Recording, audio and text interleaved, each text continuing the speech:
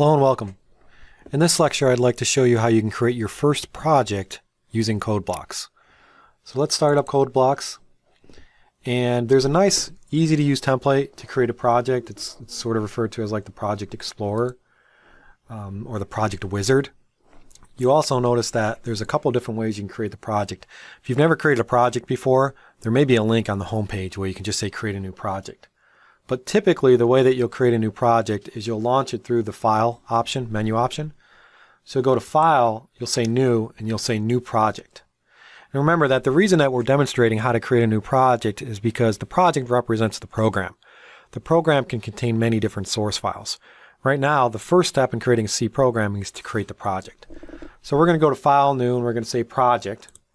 And this is going to bring up the dialog for many different types of projects. Most of the projects that we're going to create in this class are going to be console applications. So that's what we're going to select right here.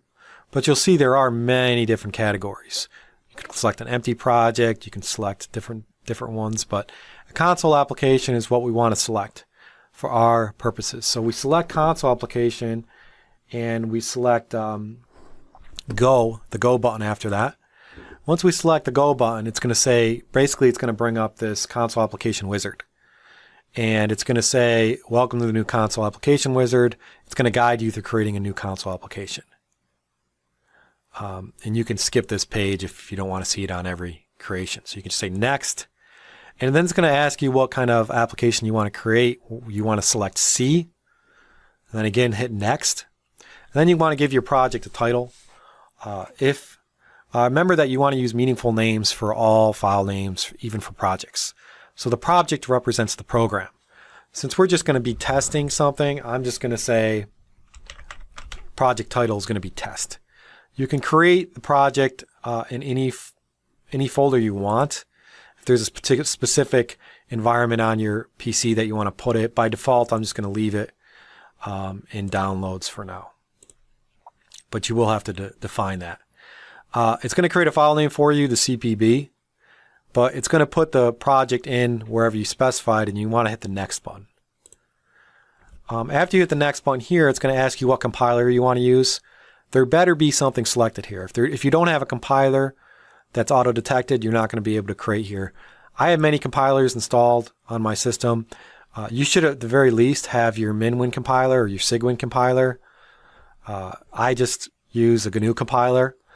But it should be the MinWin compiler you select here. I would just keep the other defaults as the same, creating both the debug configuration and the release configuration. And then you want to hit the Finish option. And after you hit the Finish option, your project will be created. You'll see basically on the left-hand pane side in your management view that if you select the Projects tab, you'll see that there's now a new test project. And underneath there's a source folder. And the project template also automatically created a default file for me, which is main.c. We know it's a C source file because it has the C extension. We can double click that and then you'll see the editor come up. Now I have the editor especially large with text, probably a little bit too large, so I'm going to change that. And you can do that in your settings editing preference pile. I'm just going to change the font to be a little smaller. Maybe 18 would be good. I want to make sure you guys can see when I'm editing. So I think 18 is good. But this just created a simple main.c file, mainly a hello world application. It's a template that created some main code for you. And so your project is created. And as I mentioned, it will create some default code for you. This is going to look foreign to you right now. I'll explain this in another lecture. But this is the basics of creating a project. Once you've done creating a project, you can now actually start writing code and then executing it and running it as well. So other things you may want to do is, again, you want to analyze this project management window. You'll see the main.c file there. You can right-click that and you can remove it if you wanted to remove a file from a project. I'm going to show you how to add more files and projects, but if you right-click on sources or if you say file, you can add new source files as well just by just going file, new, empty file, or if you want to select from a template.